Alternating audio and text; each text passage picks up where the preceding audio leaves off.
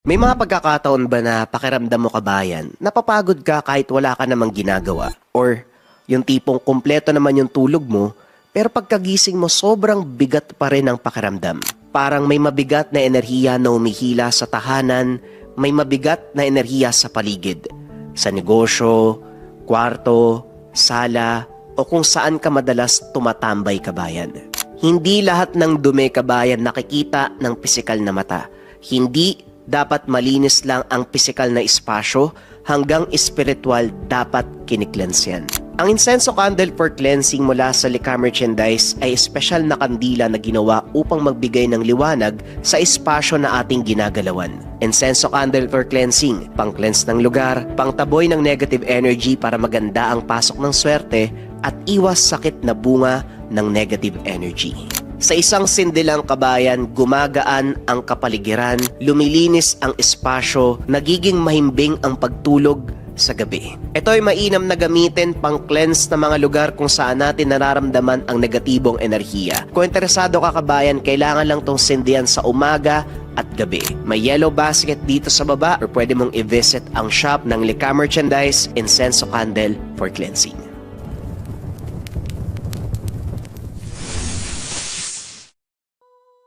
Ang kwentong ito ay hango sa totoong buhay. Mula ito sa isa nating kabayan na itago na lamang natin sa pangalang Father Benedict. Walang eksaktong taon, probinsya ng Cebu. Maraming tao ang may kaalaman sa lihim na karunungan, ngunit iilan lang ang talagang nakakaunawa nito. May ilang naniniwala na kung may alam ka sa lihim na karunungan, maaari ka ng manggamot, magpalayas ng masamang elemento, o hindi kaya naman pumuksa ng mga taong may kaalaman sa itim na salamangka.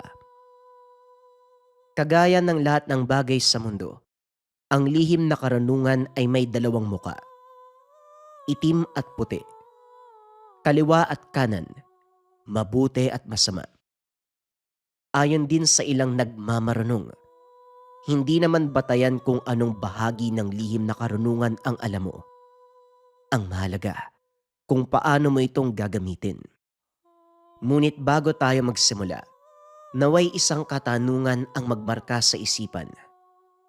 Kung kayo ang tatanungin, mas gugustuhin niyo bang matuto ng lihim na aral o mas mabuting wala kang alam?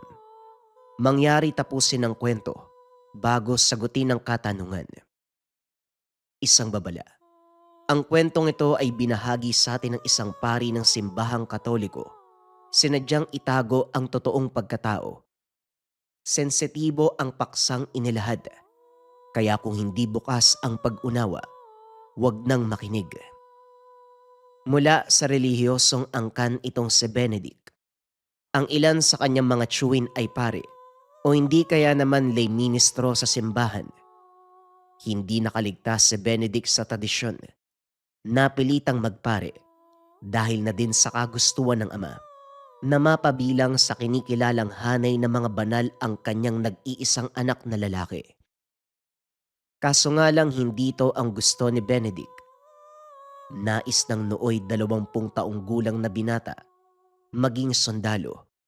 At dahil mas matimbang para sa kanya ang pagsunod sa kagustuhan ng ama, napilitang pumasok sa seminaryo. Pero kalaunan, nagustuhan din ni Benedict ang lugar. Unti-unting nagbago ang pananaw. Matapos ang ilang taon, inordinahan bilang ganap na pare ang binata. Nang mga panahong ito wala na ang ama. Kaya naman hindi na ginampanan ng pagiging pare. Tumuloy sa pangarap bilang sundalo. Dahil din dito, hindi maiwasang maliitin na mga kasamahan. Kesyo hindi marunong humawak ng baril at hindi kayang pumatay ng kalaban. Ngunit pinatunayan ni Benedict ang sarili nang minsan itong mapasabak sa isang engkwentro. Malakas ang ulan. Nasa gitna sila ng malawak na nyogan. Nagpapatrolya ang pangkat ni Benedict ng mga sandaling ito. Nang hindi sinasadya na makasalubong ang isang armadong pangkat. Bilang militar, Trabaho nila ang panatiliin ang kapayapaan. Ipinagbabawal ang pagdadala ng sandata sa lugar, kaya kagad nilang hinarang ang pangkat. Benedict, alam kong unang sabak mo sa engkwentro. Basta huwag kang aalis sa likuran ko. Wika ni Ador, isa sa mga kasamahan ni Benedict. Huwag mo ko masyadong isipin. May sapat akong kasanayan sa pakikipaglaban. Kung sakali mang magkaroon ng engkwentro, alam ko ang gagawin ko, buddy. Alam ko pero hindi ka kagaya namin eh. Sa pagkakaalam ko, pari ka bago maging sundalo, di ba? Oo, tama ka. Hindi ko naman binitawan ng pagiging pare eh. Mas gusto ko lang maging sundalo. Ibang klase ka rin ah. Ikaw pa lang ang nakita akong pare na mas gustong humawak ng baril kaysa Biblia at Kusipio. Biglang huminto ang pag-uusap ng dalawa. Nakarinig na ng putukan. Dali-daling nagtago si Ador. Samantalang si Benedict naman, pinuntahan ang mga kasama. Tinawag pa ito ni Ador, ngunit patuloy na tumakbo ang binata. Gumante ng putok. Napag-alaman nito, mga kalaban ang pangkat na nakasalubong, kaya hindi na ito nagdalawang isip sa pagbaril. Nagawa niyang iligtas ang dalawang kasama na kumumpronta sa mga armado. Napatay ang mga kalaban. Nang gabing yun, napahanga ni Benedict ang mga kasama. Hindi nila akalaing may tapang pala itong itinatago. Dahil sa ginawang kabayanihan, nairekomenda ang binata para sa pagpapataas ng ranggo. Kinausap ito ng kanyang sarhento. Magaling ang ginawa mo, Benedict. Dahil doon, iminungkahi ko na itaas ka ng isang ranggo. Sapat naman ang iyong kredibilidad. Tapos ka ng 4 na taong kurso sa kolehiyo. At bukod pa doon, isa kang ordinadong pare. Kaya paniguradong aaprobahan ng nakakataas ang pagtaas ng ranggo mo. Hindi ko naman po hinangad na mapataas ang ranggo pero salamat ho. Ginawa ko lang po yung sa tingin kong tama. Nararapat sa isang kagaya mo na maitaas ang posisyon. Nga pala, ano bang nagtulak sa'yo para maging militar? Wika ni Cabral. Pangarap ho. Simula pagkabata nasa puso ko na yung pagiging sundalo eh. Hindi nga lang pumayag ang mga magulang ko kasi iba yung gusto nila para sa akin. Pero nung nawala si tatay, doon na ako nagkaroon ng pagkakataon na isa katuparan yung matagal ko ng pangarap. Pag-uusap ng dalawa. Ilang araw ang nakalipas may dumating na sulat. Ito ay tugon sa pamunuan tungkol sa rekomendasyon para kay Benedict. Nabalitaan ng mga nakakataas ang ginawang kabayanihan na itaas kaagad ang ranggo. Walang niya, tignan mo nga naman oh. Sarhento ko na ngayon, Padre Benedict. Sasaludo ba ako sa'yo magmamano? Ikaw talaga paring Adoro, puro kakalokohan. Tumaas lang yung ranggo ko pero ako pa din to. Nga pala, bumubuo ko ng isang pangkat na ililipat sa kabilang bayan. Isasama kita ha. Kahit hindi mo sabihin, alam mong sasama ako sa'yo eh. Nga pala, bakit sa kabilang bayan? Hindi rin malinaw pero mamaya kakausapin ako ni Sargento Cabral. Baka doon ko pa malaman kung ano ang dahilan. Pag-uusap ng magkaibigan. Maya-maya pa pinatawag siya ni Cabral. Pagpasok pa lang na opisina, sinalubong na ito ng sarhento. Mabuti at nandito ka na, Sargento. Nga pala, pinapakilala ko sa inyo si Padre Paterno. Siya ang paring nakadestino sa parokya ng kabilang bayan. Padre, siya si Sargento Benedict. Ang grupo niya ang bagong pangkat na itatalaga sa bayan niyo. Nga pala, isa din siyang pare. Ikinagagala kitang makilala, Padre Benedict. Pero nung ginagawa ng isang alagad ng simbahan sa uniforme ng isang mandirigma. Alam mo padre, hindi mo naman kailangan magsuot ng sutana para maglingkod sa Diyos. At ipagmayabang na isa kang pare. Tignan niyo ang kwelyo ko, nakasarado pa din. Oo nga, Patunay na lingkod ka pa rin ng Diyos. Tama, Padre. Nga pala, anong sadya niyo dito? Siguro si Sargento Cabral na magpapaliwanag sa'yo ng bawat detalye. Mopo ka, Sargento Benedict, para may paliwanag ko na maayos ang sitwasyon. Pag-uusap ng tatlo. Ipinaliwanag ni Sargento Cabral ang dahilan kung bakit personal na pumunta si Padre Paterno sa impilan. Ayon dito, isang sekta ng kulto ang nanggugulo sa bayang nasasakupan. Tinatakot ang mga residente. Ang ilan ay napilitan ng sumapi sa kanilang grupo sa takot na pagbalingan ng mga ito. Ayon kay Padre Paterno, ang mga naunang pari sa kanya ay pinatay. Isinabit ang ulo sa mismong altar ng simbahan. Natatakot na ang mga tao sa bayan, Sargento, at wala na kaming ibang naisip na paraan. Kahit ang kapulisan at munisipyo, ayaw nang makialam sa kanilang mga gawain. Maging ang alkalde ng bayan, nagbitiw na rin sa tungkulin. Literal na wala nang pinuno ang bayang yun. Ito ang dahilan kung bakit kita inatasang magbuo ng pangkat bilang alagad ng simbahan. Alam kong may nalalaman ka tungkol sa mga ganitong bagay. Kulto? Teka, anong layunin nila? Bakit kailangan nilang pumatay ng mga tao? Pinipili nila ang mga taong pinapasali sa grupo. Kabilang sa listahan nila, mga taong may impluensya o hindi kaya naman may katungkulan sa pamahalaan. Pilit nilang ipinapatigil ang mga misa sa simbahan. Dahil sa takot, walang nagsisimba. At gaya ng sinabi ko, sa oras na suwayin mo ang gusto nila, kamatayan ang kakaantungan mo. Hindi naman makatarungan yun. Sige, Sargento, ang totoo niyan. May mga napili na akong tao na sasama sa pangkat ko. Kaso 7 lang kami. Pero tiwala naman ako sa mga kasama ko. Magaling, Sargento. Umaasa ako na magagawan nyo ng paraan ang problemang to. Hindi ako mangangako pero gagawin ko ang lahat. Malutas lang ang problema. Sige, Sargento. Kakausapin ko mga kasama sa misyon. Nang sa ganun, makapunta kami kagad sa lugar nyo. Pagsapit ng hapon, matapos ipaliwanag ni Benedict sa mga kasama ang detalye ng misyon, nagpasya silang lumakad. Pambihira, Padre Sargento. Bakit kailangan namin magubad ng uniforme? Nakodor, pwede ba? Huwag mo nga akong tawagin na padre na sarhento pa. Simula ngayon, masanay kang tawagin sa pangalan ko ha. Dahil hindi kailangan malaman ng mga taga-baryo na mula tayo sa militar. Pero ikaw nakasutana. Kami, ano magiging balat kayo namin? Di magsasaka. Magpapanggap tayo na sasapi sa kulto para mapasok natin ang kanilang lungga. Mula sa loob, uubusin natin sila. Madaling sabihin pero mukhang sobrang delikado ng binabalak mo, Padre Benedict. Wala namang madaling trabaho, Ador. Isipin mo na lang para sa mga tao ang gagawin natin. Kayo din mga kasama. Pasensya na kung nailagay ko kayo sa ganitong uri ng misyon.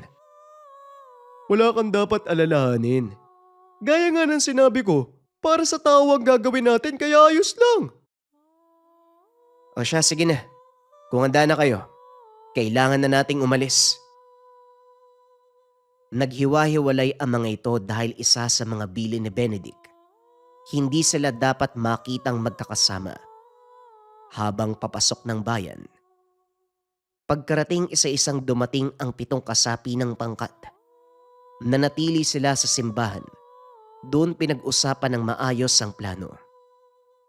Nang mabuo ang stratehiya, inatasan ni Benedict ang mga kasama na magpahinga. Ang ilan ay nagbabantay at ang iba ay nagmanman sa paligid.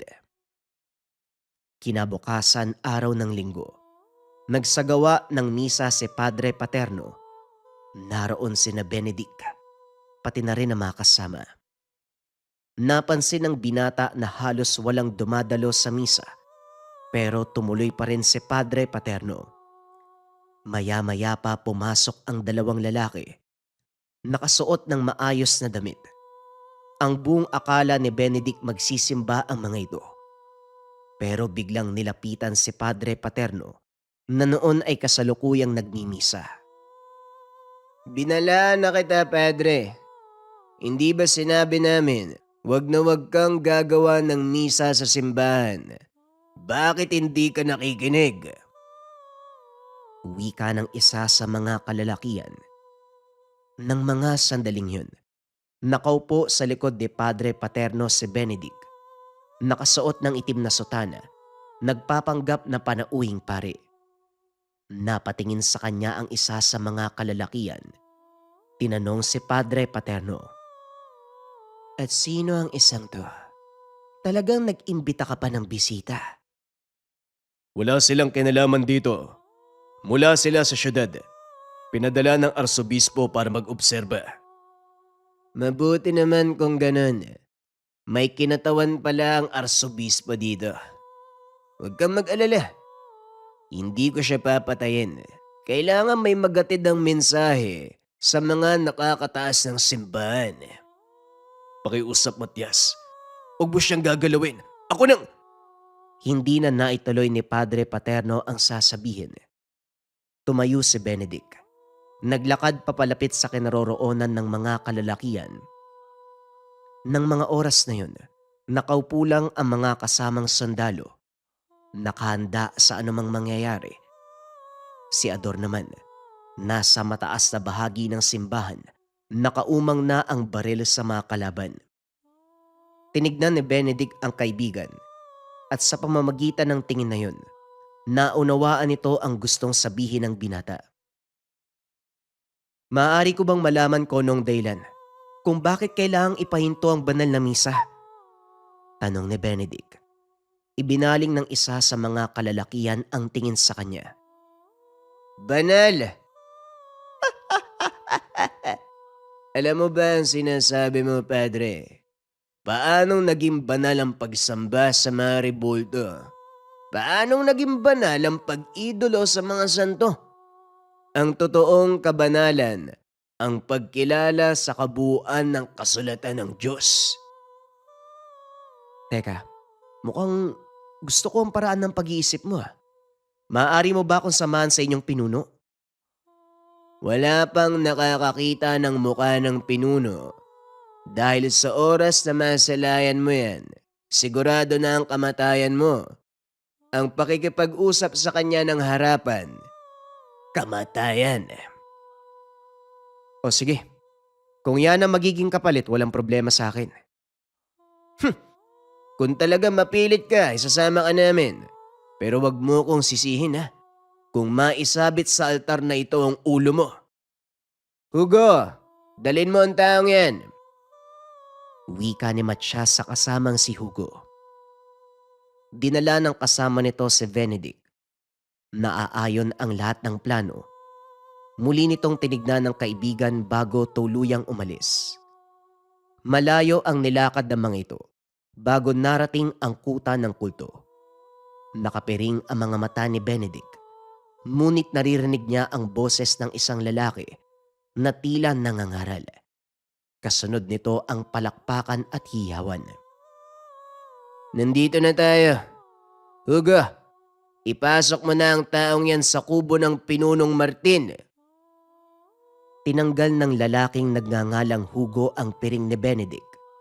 Nakita nito ang napakaraming tao. Nakatitig sa kanya ang lahat. Ramdam ng binata ang bigat ng oras sa paligid. Alam niyang may kung anong kadilimang bumabalot dito. Maya-maya pa pumasok sila sa isang kubo. Nakita ni Benedict ang isang lalaking nakasuot ng itim na damit.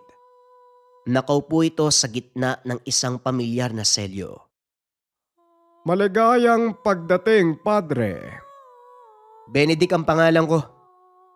Ikinagagalak kitang makilala, Padre Benedict.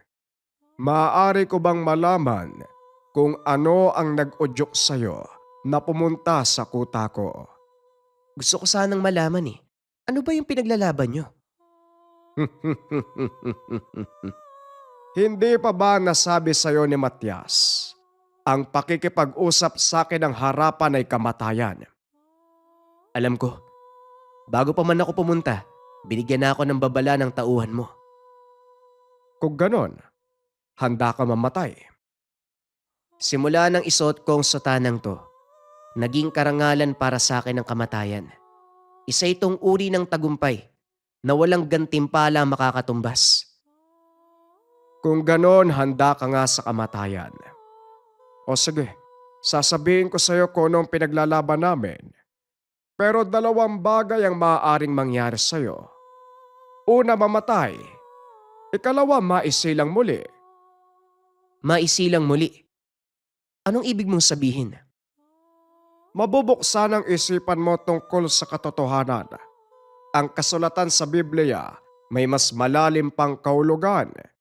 Hindi lang ito tungkol sa mga propeta at mga nagawa ng anak ng Diyos o kaganapan ng kasaysayan.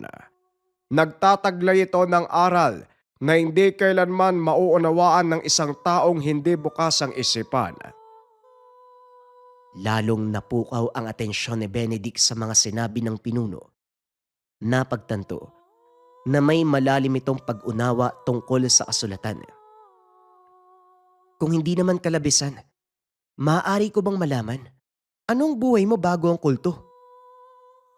Medyo personal ang tanong. Pero sige, sasagutin ko. Kagaya mo, isa din akong pare. Ngunit nakita ko malaki at madilim na butas sa gitna ng mga simbahan. Isang butas na walang sino man ang nakakakita. Napakalalim. Na halos hindi makita ang pinakailalim kung meron man. Butas sa simbahan.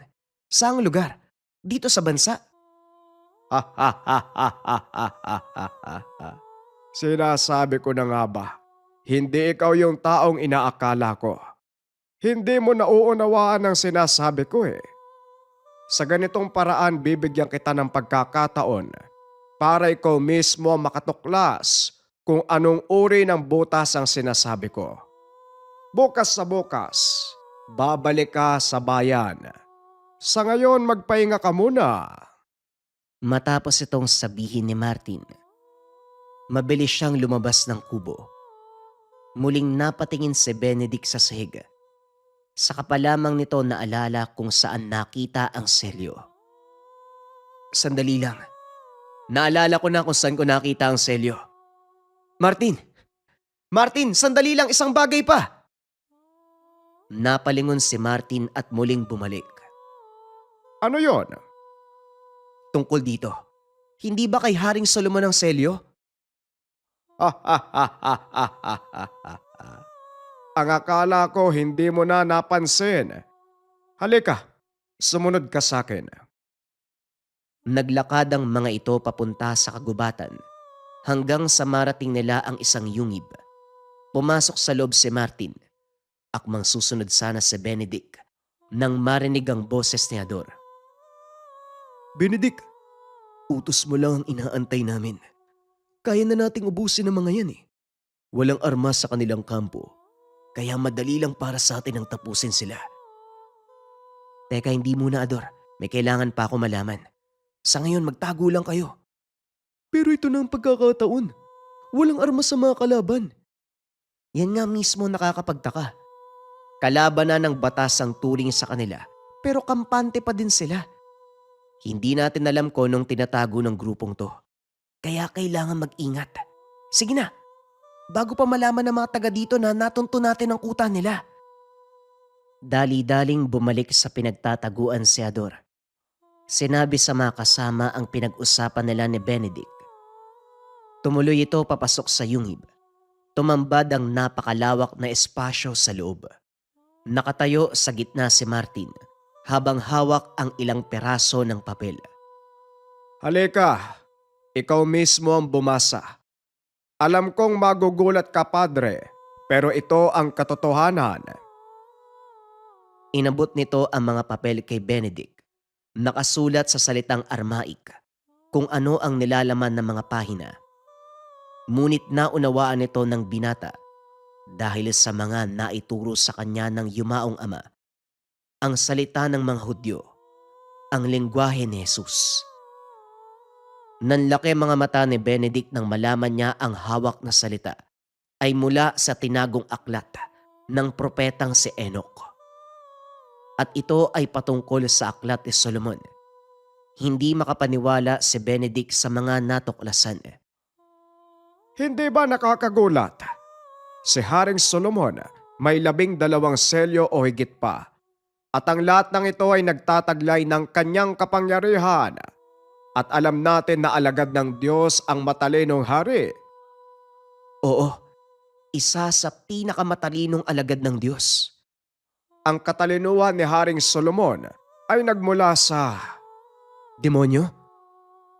isa pa lang to sa maraming katotohanan tungkol sa simbahan. Mga bagay na itinago sa atin.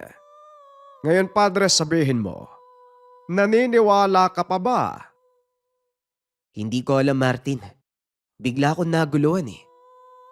Ito ang katotohanan, Benedict. Wala kaming intensyong masama. Gusto lang naming maimulat ang karamihan tungkol sa katotohanan. Ngunit ang simbahan, itinuturing kaming kaaway. Isang kulto. Kasi pinatay niyo mga pari sa bayang to. Isinabit ang ulo sa altar. Nararapat lang yun sa kanila dahil hindi sila nababagay na maging lingkod ng Diyos. Gusto mo bang malaman ko nung krimen ang ginawa ng mga paring pinatay namin? Yan mismo ang dahilan kung bakit ako nandito. Iisa-isahin ko sa'yo. Si Padre Marcos, kinurakot ang pondo ng simbahan, ipinantalo sa sugal. Si Padre Luis, na huling ipinupuslit ang isa sa mga antigong kopa sa altar. Si Padre Celeste, minomolestya, tinatakot na papatayin ang isa sa mga kumakanta sa simbahan. Ngayon sabihin mo sa akin, Benedict, wala ba kaming dahilan para patayin sila? Kaaway na kung kaaway ang tingin sa amin ng batas. Pero isang bagay lang ang hindi namin kailanman aaminin. Yon ang paratang nila na kami ay kulto. Hinawakan ni Martin ang braso ni Benedict. Isang pangitain mula sa nakaraan ang nakita. Kabilang dito ang mga krimen na ginawa ng tatlong pare. Ang korupsyon ng simbahan, ang korupsyon ng politika. Nakita din ng binata kung paanong nasira ang mga bagay na ito, ang pundasyon ng simbahan. Matapos ang pangitain, biglang tinanggal ni Benedict ang botones sa kanyang kwelyo. Batay sa ginawa mo, nagising ka sa katotohanan. Hindi ako sigurado, Martin, pero isang bagay lang ang alam ko. Hindi ko nagugustuhin pang tawagin ang sarili kong pare. Yan din ang sinabi ko sa sarili. Lalo na nang mapasakin ang mga pahinang ito. Sige na, umalis na kayo na mga kasama mo. Nagulat si Benedict. Alam ni Martin ang tungkol sa mga kasama. Teka. Alam mo yung tungkol sa mga kasama ko? Oo, alam ko ang tungkol sa kanila, pati na rin ang misyon mo. Isa kang sundalo, Benedict. Isang pare na naging sundalo. Tama ka, Martin. Sundalo nga ako. Payo lang, kaibigan, wag mo sanang mamasamain. Mas mabuti nang manatili kang nakasuot ng uniforme ng isang mandirigma kaysa magtago sa sotana at magkunwaring banal. Matapos magsalita ni Martin, tuluyang binuo ni Benedict ang isipan. Kumalas sa pagkapare, pinagpatuloy ang pagiging sundalo. Hindi nila isinagawa ang misyon dahil maging si Padre Paterno, natuklasan na may hindi magandang ginagawa sa simbahan. Hindi makapaniwala si Benedict sa mga natuklasan, maging ang kapangyarihan ni Martin. Ayon dito, lubusan niyang naunawaan ang kasulatan ni Haring Solomon, kaya nagkaroon siya ng kakayahan na mailabas ang kapangyarihang taglay ng selyo ni Solomon.